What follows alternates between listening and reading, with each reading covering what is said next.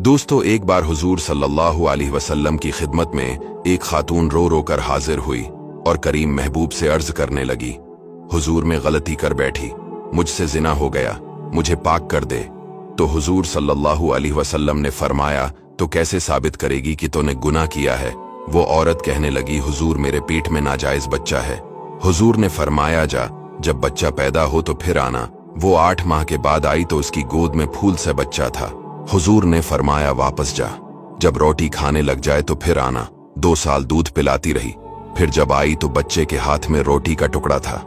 करीम महबूब सल्लल्लाहु अलैहि वसल्लम से आके जब उसने बात की तो वो दर्द से रोई, कहने लगी, या रसूल अल्लाह, 3 साल होने को है, मैंने गुनाह किया, मैं सारी रात सो नहीं पाती, हुजूर तड़पती हूं, अगर इस हाल में मर गई तो अपने रब को क्या मुंह दिखाओ, मुझे पाक कर दे, मेरे हाल पे रहम फरमाए। करीम सल्लल्लाहु अलैहि वसल्लम ने बच्चा एक सहाबी को दिया, फरमाया, बच्चों की तरह पालना, और कहा, इस औरत को ले जाओ, पत्थर मार मार कर इसे संसार कर दो।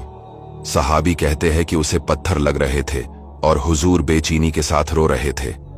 फिर सहाबा ने आकर खबर दी, या रसूलुल्लाह, वो विसाल कर गई। हजरत अनस बिन मालिक कहते कि हुजूर ने फरमाया, इसे गसल दो और कफन पहनाओ, और जब जनाजा तैयार हो जाए तो मुझे खबर कर देना। हजरत अनस बिन मालिक कहते कि गसल हुआ, कफन हुआ, और जब जनाजा तैयार हुआ तो हैरान हम तब हुए जब हुजूर ने फरमाया, सफ़े बनाओ, मैं खुद जनाजा पढ़ाऊंगा। जब सरकार ने जनाजा पढ़ाया तो एक शख्स खड़ा हुआ और कहने लगा, हुजूर, इस मलून का जनाजा जिसने नाजायज बच्चा जना है। हुजूर ने फरमाया, खामोश हो जाओ, तुमने गुनाह देखा है, उसका एहसास नहीं देखा, तुमने गलती देखी है, उसकी तौबा का अंदाज नहीं देखा। और हुजूर सल्लल्लाहु अलैहि वसल्लम फरमाने लगे कि इसने तो ऐसी शानदार तौबा की है कि अगर मैं अपनी सारी उम्मत में बांट दो तो अल्लाह सबकी मगफरत फरमाएगा। और हुजूर सल्लल्लाहु अलैहि वसल्लम फरमाते हैं कि जब कोई बंदा तौबा करता है कि या अल्लाह मैं भूल गया था, और फिर वो तौबा करता है तो रब उसकी तौबा को फौरन ही कबूल करता है। और हुजूर सल्लल्लाहु अलैहि वसल्लम फरमाते हैं कि गुनाहों से तौबा करने वाला ऐसा है कि जैसे उसने कभी गुनाह किया ही नहीं। तौबा की 3 शर्तें हैं, पहले बंदा शर्मंदा हो, दूसरा फिर वो गुनाह इसी वक्त छोड़ दे, तीसरा आइंदा न करने का पक्का इरादा हो कि आज के बाद गुनाह नहीं होगा।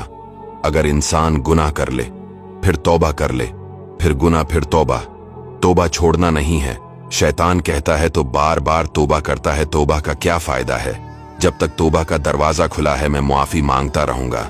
एक दिन तो आएगा कि मेरा मालिक मुझे ऐसी सच्ची तौबा देगा कि मेरे सारे गुनाह आइंदा के लिए छोड़ जाएंगे।